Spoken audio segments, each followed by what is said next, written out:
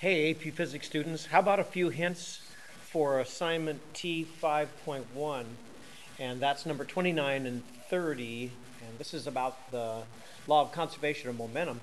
Number 29 is the easy one, and so I'll just give you a couple of hints about this pool playing problem. The impulse is equal to the change in momentum. And so since they give you sufficient information to find the velocity for this one, uh, you could work with that to find the velocity. That's not a problem. The problem is, what's the velocity of the other ball afterwards? So I'll just remind you that the velocity in a head-on collision, one of our formulas that I gave you, in a head-on collision, where the masses could be the same or could be different, would be v2 prime equals 2m1 over m1 plus m2 times v1. Should be a nice problem. Now let's switch to number 30. Oh boy, that's crazy. So let me see if I can show you a diagram of number 30. And so you see what's going on with number 30. You have this collision. It's not head on. So this ball is moving here. This is A of different mass than B, and as they crash together, A goes off this direction, B goes this direction. And so I'll give you a couple of hints to start on this, and feel free to come in and ask for help also. And another thing to remember is you can always click pause on these and work on the problem a little bit to move through it. So again, this is conservation momentum. The mass 1 times its velocity. Well, that's all you'll have before the collision is mass 1 and its velocity. Luckily, we know every bit of this. We know mass 1, and we know its velocity. It's not a problem. The problem is the m1 v1 prime. So this is the momentum of object 1 afterwards. And the m2 v2 prime. Well, that's fine, except we have two unknowns. We don't know v1 prime, and we don't know v2 prime. So if you have a single equation with two unknowns, you're in some trouble until you solve them simultaneously. This is one of the reasons that your algebra class was so enjoyable to you. So we're going to use the law of conservation of momentum, but the good thing, the way that this really can be solved, is this, this conservation of momentum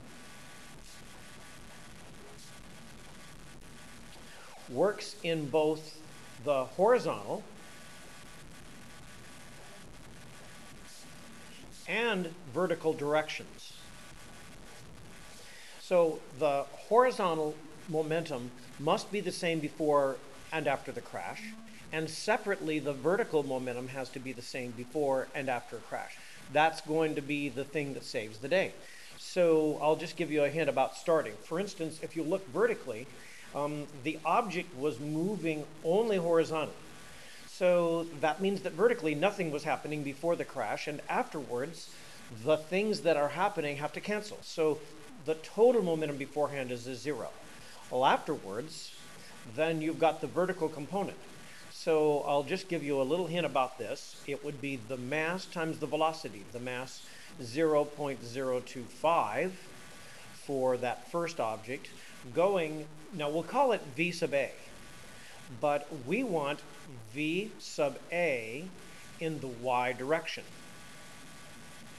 Okay, now then we would add that to V sub B. I'm going to put a subtract sign because V sub A is going up and V sub B is going down. The mass is bigger, 0.05, and it's V sub B in the y direction. Well, okay, you can use trigonometry for this.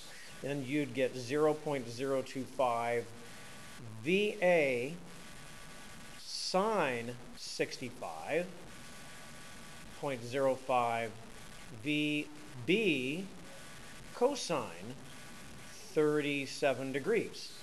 So when you use that,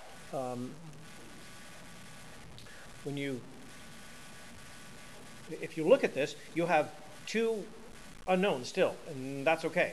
But you could solve, for instance, for what VA is by itself. And then you could use the conservation of momentum in the x direction, the horizontal direction. And in this one, we'll have the same two unknowns. This time, when you do the momentum in the x direction, first of all, you have the MA, VA, and that's all fine. This is before the collision. So that would be we'd solve that.